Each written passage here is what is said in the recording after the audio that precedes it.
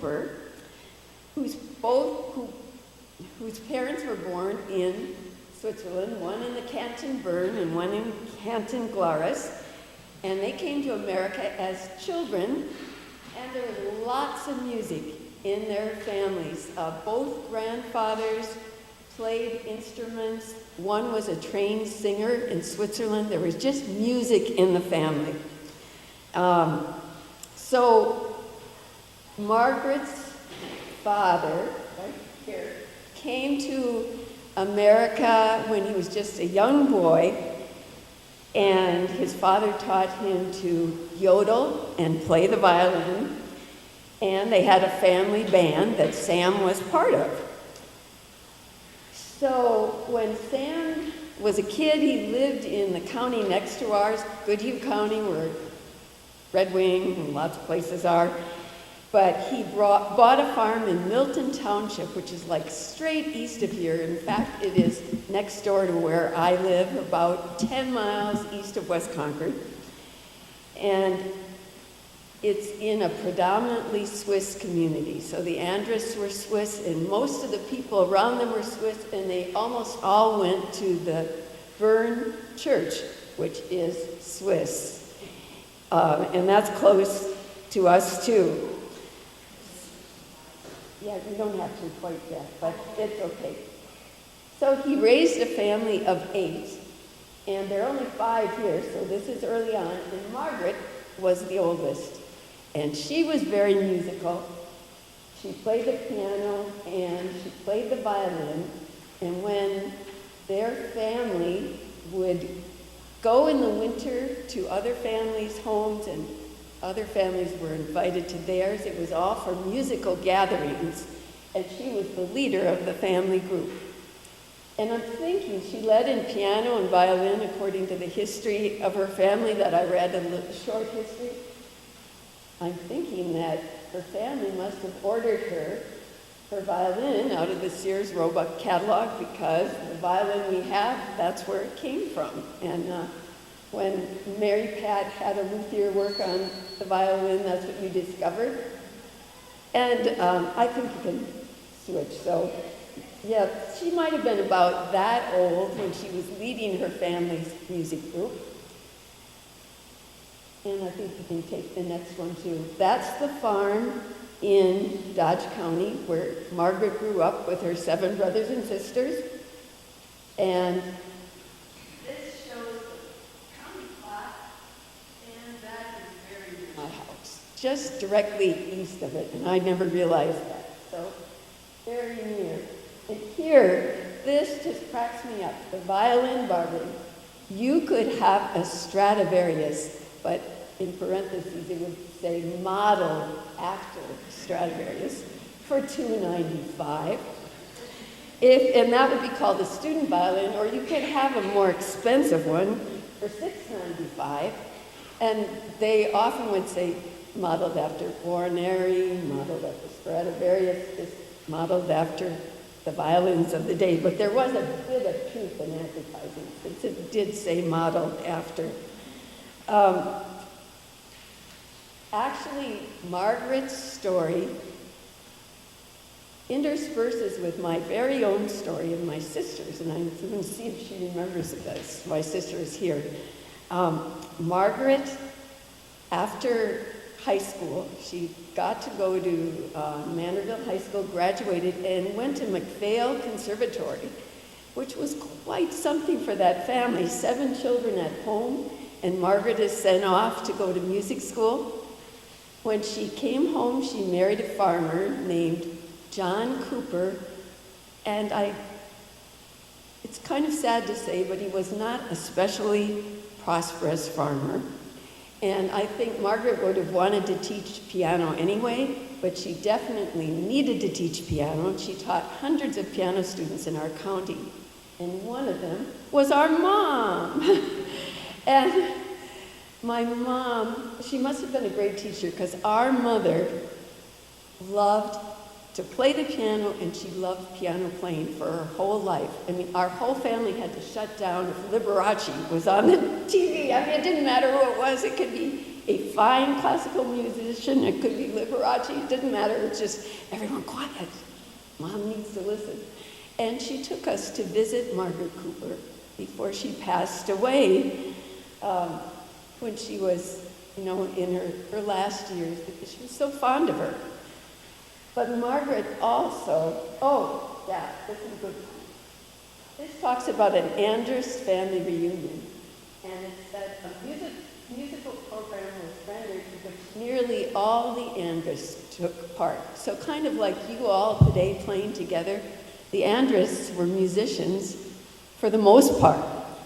So, and this picture of Margaret would be how about the age she was when my mom was studying with her, and also studying with her was a young prodigy, her nephew, Sam Ellison. And my mom took lessons with him and she admired him.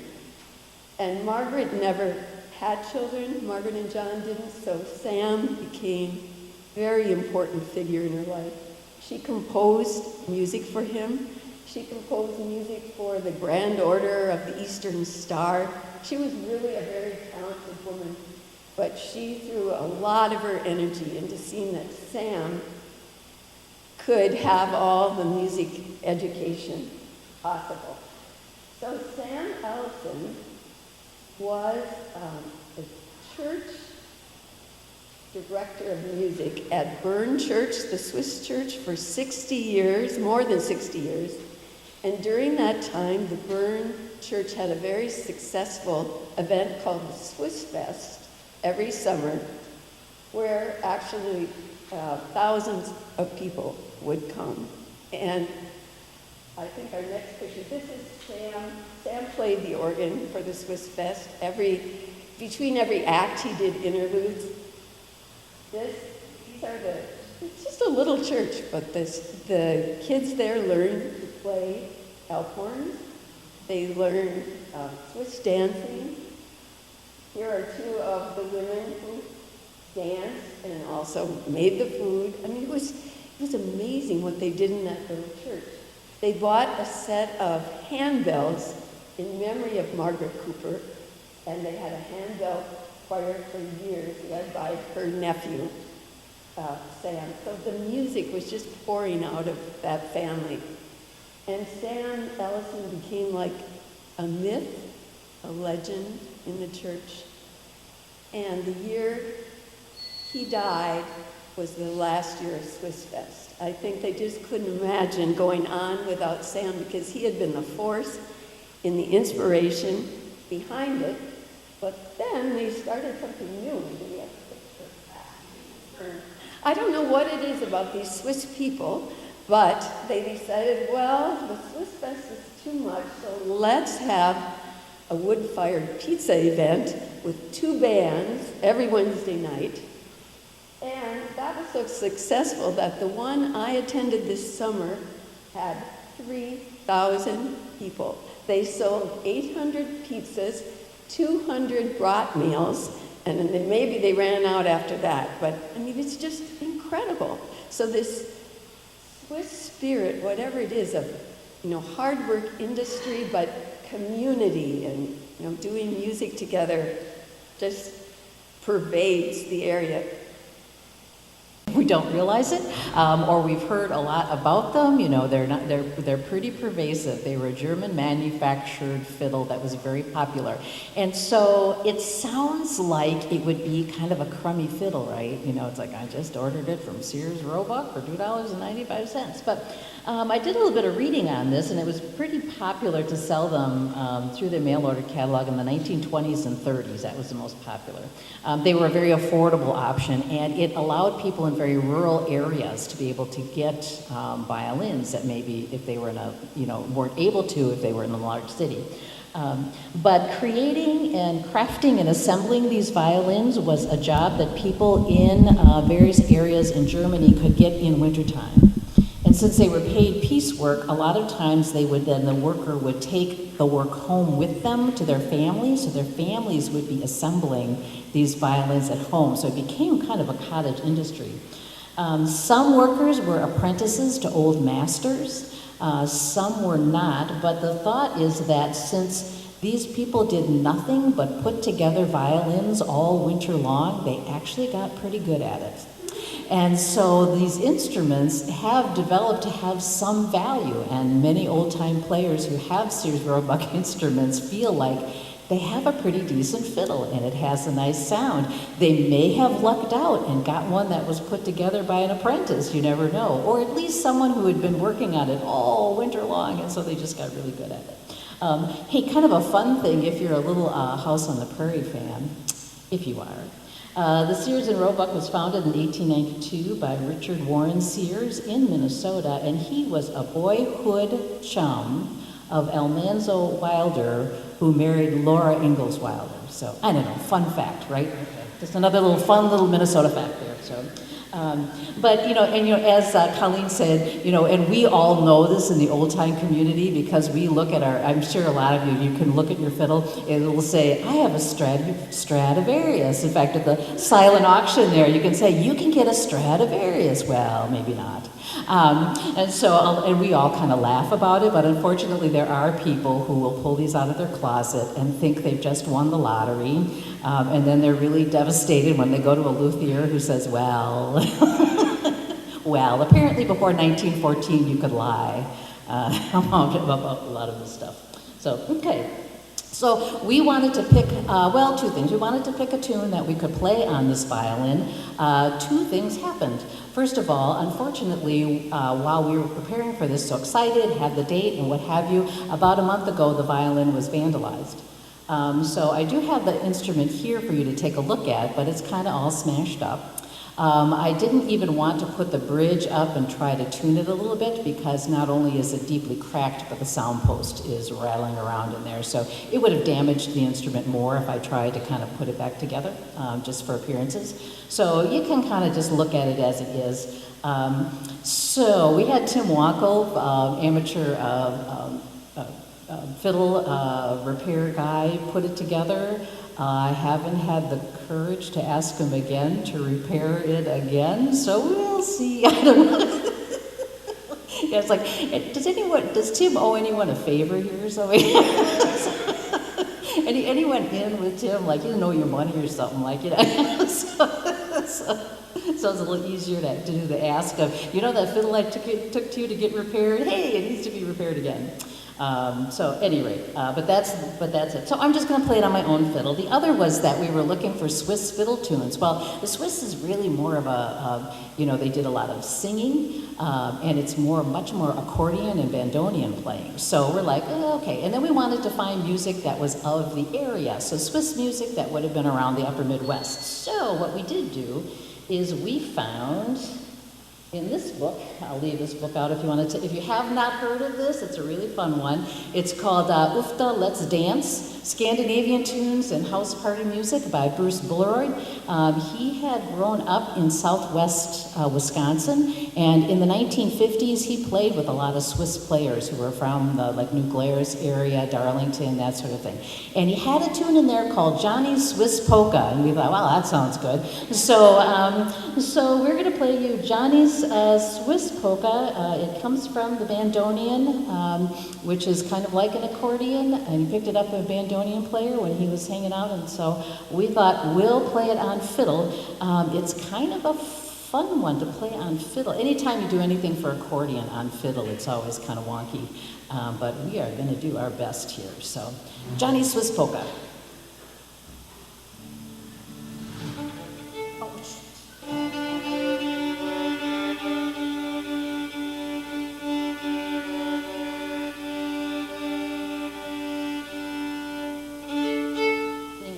Helps.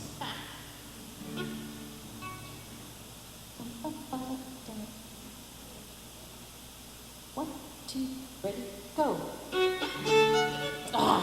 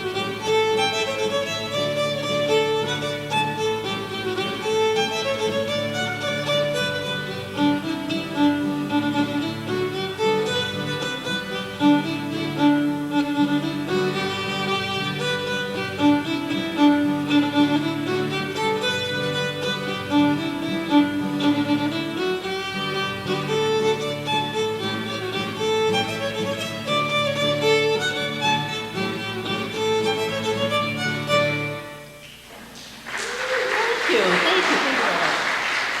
And so we could tell this would be a tune that would be that isn't a traditional tune. It would be definitely a tune that was Americanized, because if you kind of listen to that last part, it sounded very traditional at the first few parts. The last part sounded like such a familiar tune, and I kept thinking, what is it, what is it, what is it? And I realized it's the B part of Little Brown Jug.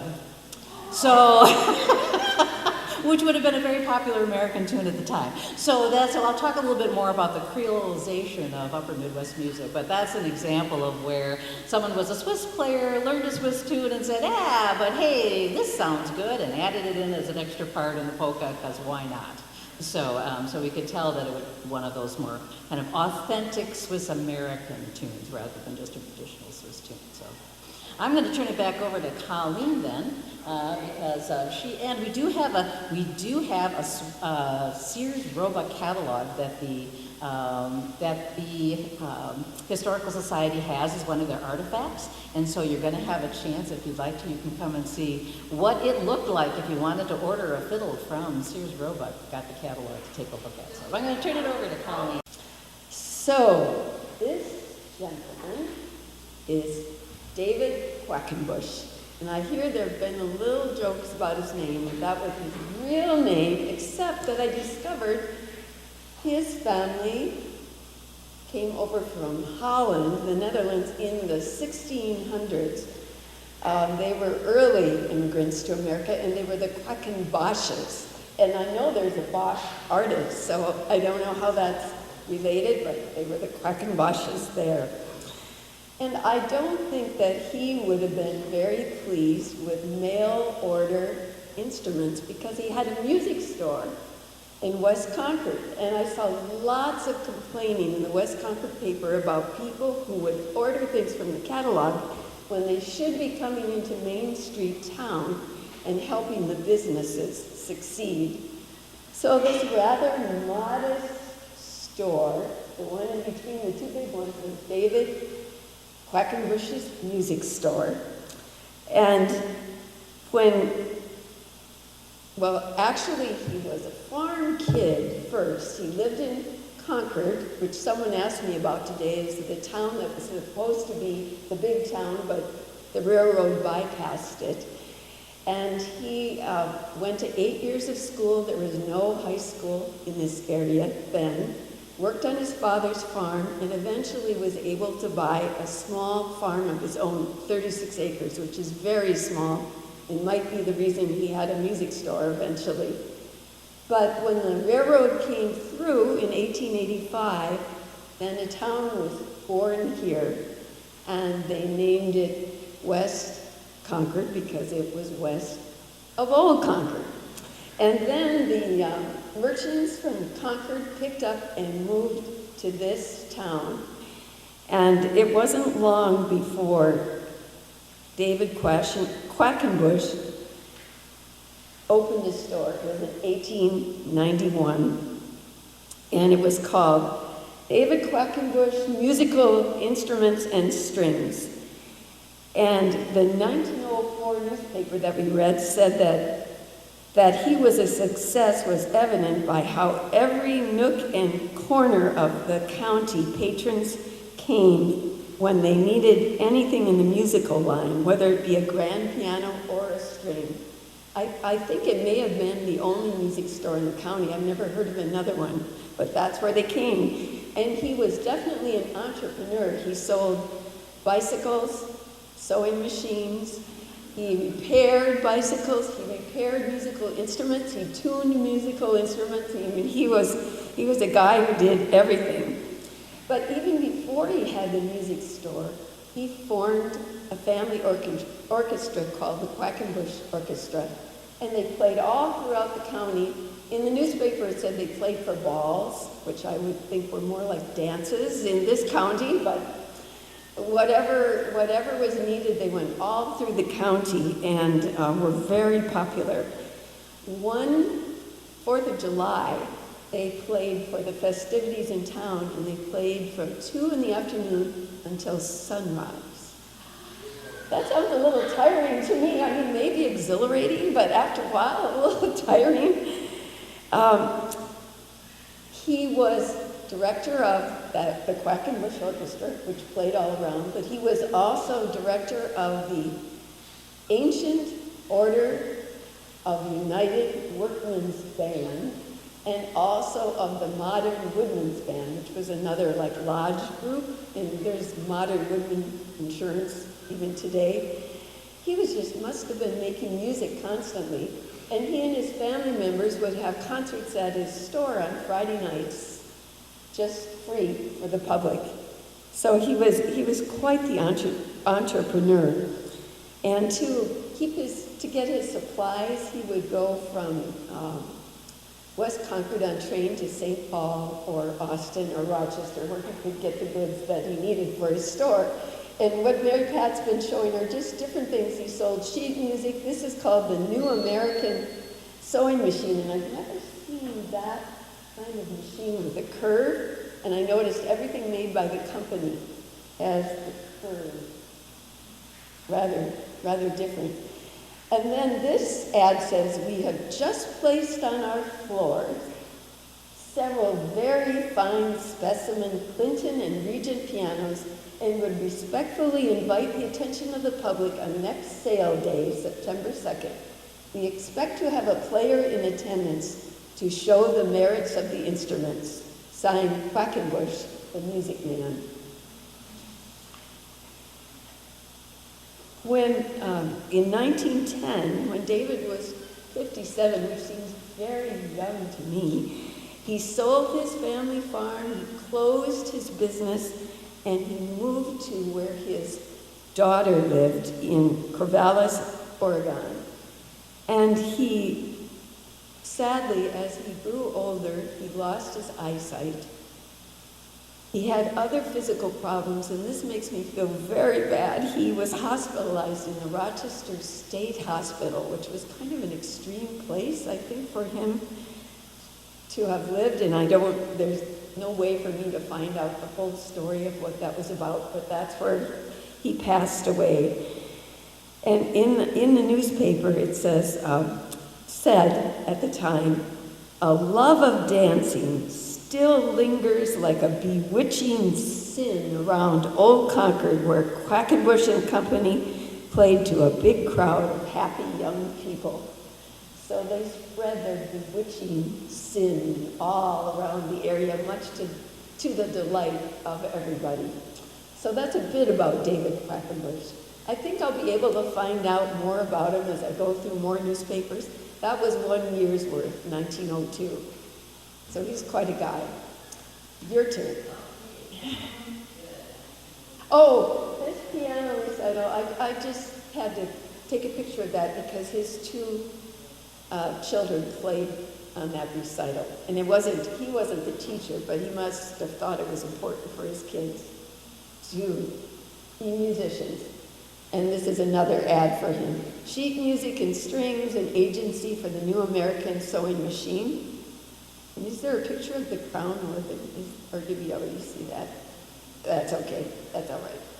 Yes, he sold those in his store, and that is quite handsome pump organ.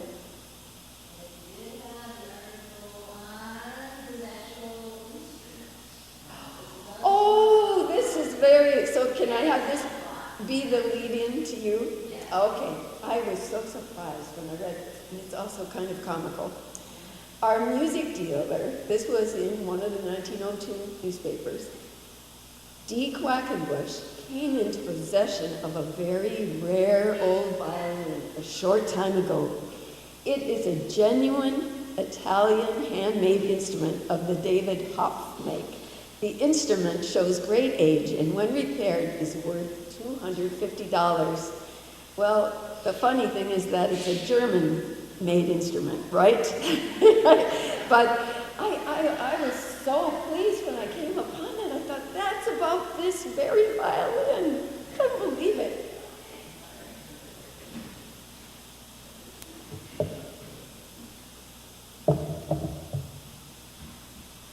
All right, so that comes to the question of, the first thing I was going to talk about is, it's a Hoff violin, but it's a Hoff violin, or is it a Hoff violin? Or maybe it's not a Hoff violin. We kind of have that same sort of thing that we're talking about, like, is it a Stradivarius or a Amati, or is is not a Stradivarius. So the Hoft family was in the Voigtland region of Saxony. And they were founded by Caspar Heuft in the 17th century. They were very distinctive, but there ended up being 42 different Hoft family members who were making violins.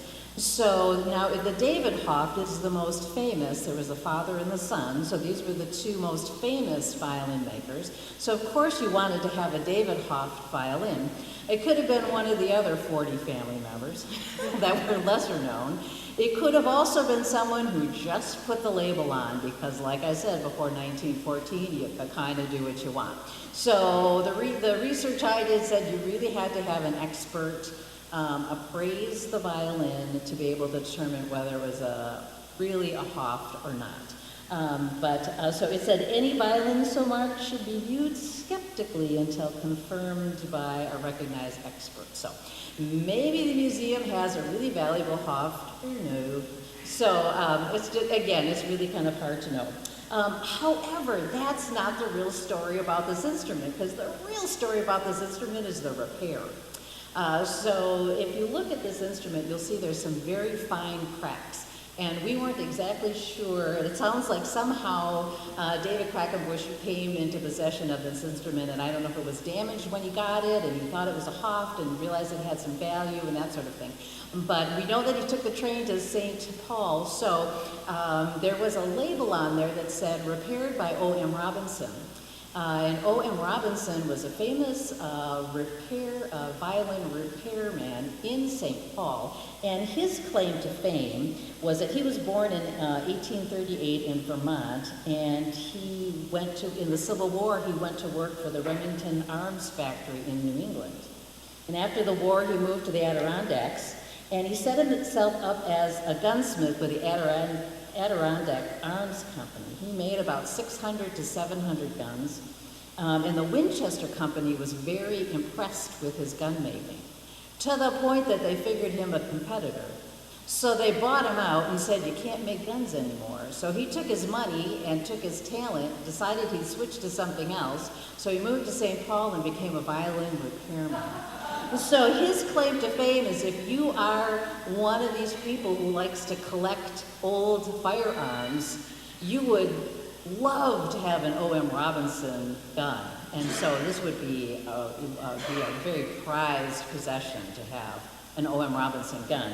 And because he was such, he had such talent, and turned that talent to violin repair, when you look at the instrument and see the intricate repair work, he was clearly an expert repairman. So people around Minnesota who have an O.M. Robinson repaired violin, it's because of the repair work that adds value to the violin. So it's not the violin, it's like, this really expert repair guy fixed my violin. So anyway, so the story is more about the repair. And to continue the story, it was donated, of course, to the museum in the 90s, and Emery had mentioned to me, we've got a couple of violins. So many of the people in this group know Tim Wankel. He lives he's an old-time musician, bluegrass musician. He lives up in, where does he live? He's not Blaine, Champlain, that's where he lives in Champlain. Somewhere up. North of the cities. And he has taken up as his avocation in retirement to take these old kind of forgotten instruments that maybe haven't had a lot of value. Luthiers don't really, they charge a lot to do them or whatever. And he just thinks that these violins should be fixed and sent back out into the world. And so this has just been something that he does. So I said, hey, Tim, I got a bunch of fiddles, and the Historical Society has some fiddles. He goes, oh yeah, sure, bring them up. So Rob Ross took them on up and for me and dropped them all off, and he fixed up all the fiddles. And so he was the one that was able to tell me more about the Hoft violin and about O.M. Robinson and that sort of thing. But we also have the Tim Wankel's seal of approval. So at any rate, so this has all been reset up and everything by Tim. So it is a playable instrument. So after the presentation, if you want to, you can play it. We're having a heck of a time keeping it in tune, but you're welcome to play it. other than that, right? One of the things, though, that we were also trying to figure out is we wanted to play music on the instrument that would have been authentic to David Quackenbush. And so we know about him, but we don't necessarily know the tunes that he played. And so the trick in figuring out what a fiddler would have played at a particular time is, first of all, to look at the era. One of the things that happens when we're musicians is we'll get ourselves a big old tune book, right? It says old time tunes, right? We open that up. Well, that's great, but that book might cover like 400 years of musical history, right? So when you're trying to dive into what might a particular fiddler have played, you have to really look at that era. You also have to look like what part of the world they were living in and what's their background. So we knew that David came from New York. This made him what was called a Yorker, sometimes also called a Native American, which was an odd, an odd thing to say, but it was people who moved in the big movement to what was the West, now the upper Midwest, movement to the West. When indigenous people were removed from the land, it became open to white Europeans and to Americans. So they called themselves Native Americans to distinguish themselves from the white Europeans who were coming at the same time to this land. So this would be who he is. So he was a Yorker. And so we can assume he has more of a New England background. So so more of a New England background when he came here. And the other thing we know about the upper Midwest is, as I was saying earlier with the tune, Johnny just threw in Little Brown Jug as the last, okay? So what happened with the upper Midwest is we had distinct groups that would come and settle together, okay? And that was kind of in the late 1800s, middle to late 1800s, right? And then around the turn of the century, you see a little bit of a sort of Americanization or Creolization of these groups, but by the time you get to the 20s and 30s, you get a lot of it. That's where you start seeing a lot more of this blending of, these various ethnic groups are starting to mix a little more. They're listening to each other. They're hearing each other. They're working together. They aren't in those distinct groups that they started, that they first integrated with. But we're starting at that second and third. And heck, by the time we get to the older generation, we learned this with the Elmo Wick project. It's like, it's a really pretty waltz that was called a Norwegian waltz. Turned out to be, turned out to be Howdy Forrester from the Grand Ole Opry that played Saturday Night Waltz. Just someone changed the key and renamed it. And then so there was a lot of that went on. And so that was a later generation. So we knew that we needed to stick with stuff that was pretty traditional because, of course, we needed to compare with what other fiddlers did we know. So we knew about Elmo Wick, the fiddle tunes of Crow River Country. A lot of us worked on that particular project, that sort of thing. So there's a number of fiddlers in here that would be the right age, the right era for David Quackenbush, but these are very Norwegian. And he wasn't, and it wasn't an era where there would have been a lot of mixing of traditions, so we kind of said, too bad, because we know all these really cool tunes from that era from Minnesota, but it wasn't quite the right tradition. We also took a look at, okay, there's the hop violin. All right, this is where it was made. There's O.M. Robinson, and it's really distinctive. And you can see how intricate the design is on it. So, and this is Tim Wonkel, where Tim Wonkel posted on Facebook the repair when he pulled the whole thing apart and put it all back together again. And he posted everything he was doing with the hog violins. This is Elmo Wick from the Elmo. Oh, we're now looking at two. Oh, so you're right. I can see two. All right, never mind. Never mind. All right, this is now Tim's. Okay, this is Tim's, and he took it all apart. All right. We have Elmo Wick. There we go. And here's the fiddle tunes of Crow River Country. So these would be all right, so these kind of tunes, these older tunes would have been the right era, but wrong ethnicity. So then we looked at Little House on the Prairie fans, because Charlie and I were all about. So we have Pa, right? Okay, so Pa was also around the same time. He was also born in New York, And in 1836, he's about 17 years older than David Quackenbush, but we're like, we have kind of the right era. So, and we also notice when you look at Pa's travels, it's like he traveled around quite a bit in this part of the country during the time when David was a young man helping on his Concord farm in Dodge County. Pa would have been traveling and camping first in 1874 when the Ingalls traveled from Pepin to Walnut Grove. We think along the path of Highway 14, is that, Cindy's nodding, good. Cindy Wilson knows everything there is to know about Pa, but we're thinking kind of Highway 14 was kind of the route that he traveled at that time.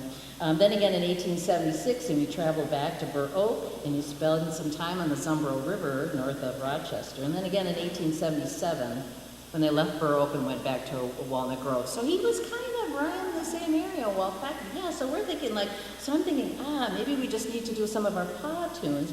But then Charlie, who's like way smarter than I am, he says, but I think David Quackenbush had a lot more wealth than Pa had.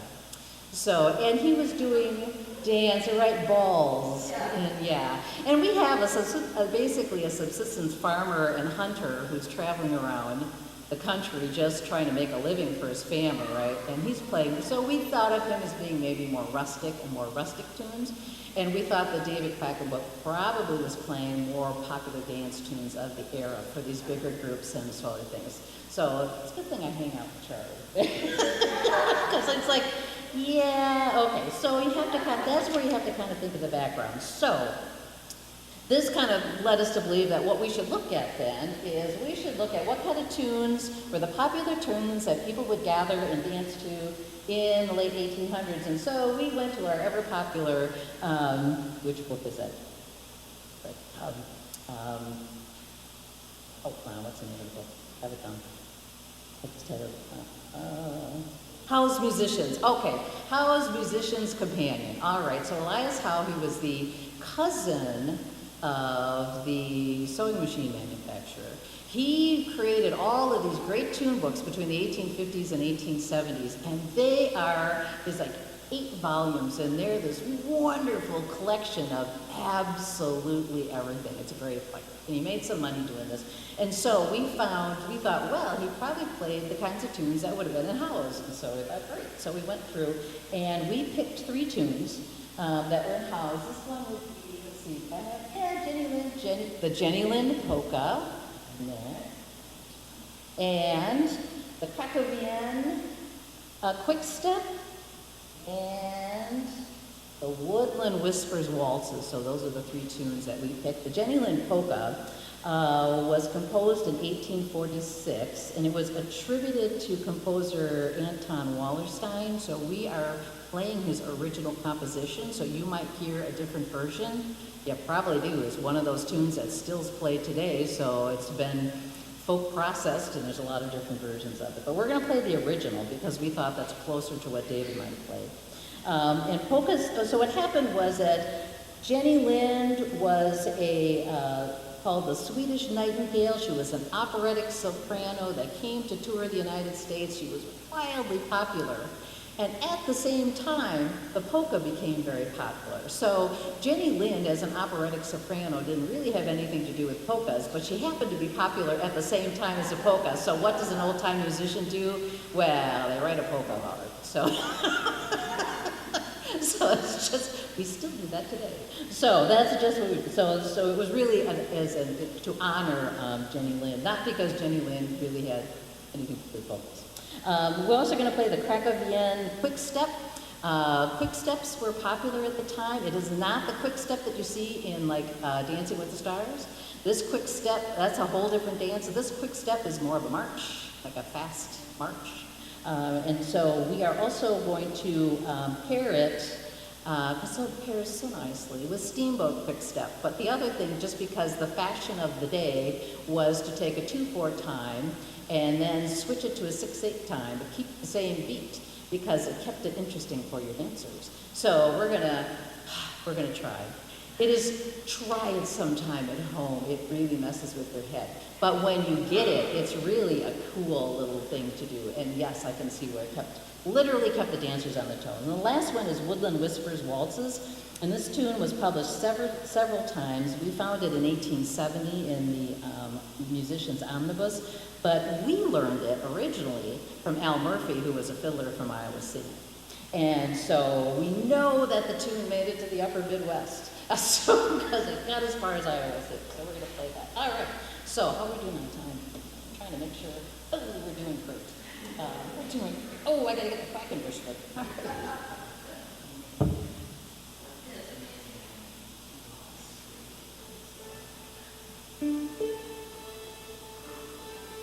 Whoa!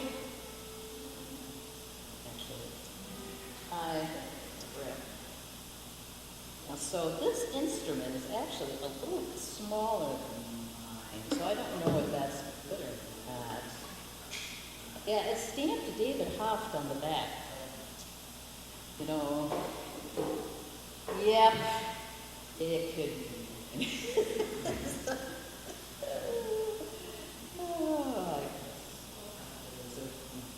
they're great storytellers, aren't they? Okay, we're gonna start with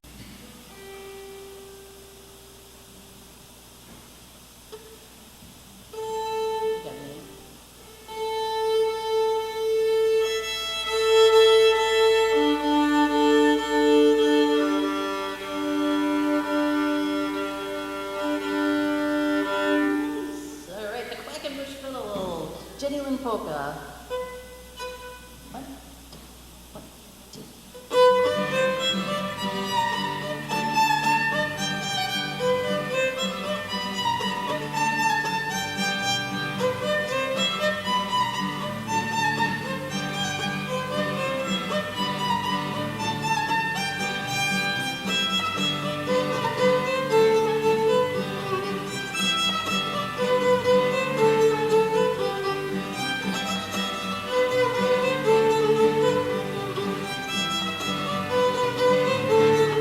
One more time.